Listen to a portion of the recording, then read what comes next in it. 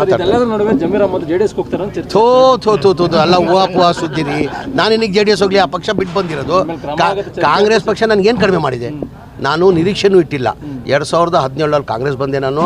ನನ್ನ 2018 ಸಮ್ಮಿಶ್ರ ಸರ್ಕಾರ, ಅದೂ ಸಮ್ಮಿಶ್ರ ಸರ್ಕಾರದಲ್ಲಿ ಕುಮಾರಸ್ವಾಮಿ ಮುಖ್ಯಮಂತ್ರಿ ಆಗಿದ್ದರು. ಅದಲ್ಲಿ ನಾನು ಮಂತ್ರಿ ಮಾಡ್ತಾರೆ ಅಂತ ನಾನು ನಿರೀಕ್ಷೆನೂ ಇಟ್ಟಿಲ್ಲ, ಯಾರ ತನೂ ಕೇಳಿಲ್ಲ.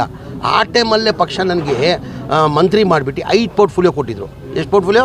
5 ಪೋರ್ಟ್ಫೋಲಿಯೋ. ಇದೇ ಜನತಾದಳಲ್ಲಿ ನಾನು ಮಂತ್ರಿ ಆಗಿದೆ. ಕುಮಾರಸ್ವಾಮಿ ಮುಖ್ಯಮಂತ್ರಿ ಇರುವಾಗ ನಾನು ಮಂತ್ರಿ ಆಗಿದೆ. ಯಾವ ಖಾತೆ ಕೊಟ್ಟಿದ್ದು ನನಗೆ? ವಫ್, ಹಜ್ ಕೊಟ್ಟಿದ್ದರು. ಕಾಂಗ್ರೆಸ್ ಪಕ್ಷದಲ್ಲಿ ನಾನು ನಿರೀಕ್ಷೆ ಇಟ್ಟಿಲ್ಲ. 5 ಖಾತೆ ಕೊಟ್ಟಿದ್ದು ನನಗೆ. Food and civil supplies, consumer affairs, minority, Haj, Waqf ಕೊಟ್ಟಿದ್ದರು. ತಿರ್ಗಾ 2023 ನನಗೆ 4 ಖಾತೆ ಕೊಟ್ಟಿದ್ದಾರೆ. ಏನು ಹೇಳಿ? ಏನು ಕಾಂಗ್ರೆಸ್ ಪಕ್ಷ ಕಡಿಮೆ ಮಾಡಿದೆ ನನಗೆ? ನನ್ನ ಜನತಾದಳ ಹೋಗೋಕ್ಕೆ ನಾನು ನಿರೀಕ್ಷೆನೇ ಇಟ್ಟಿಲ್ಲ.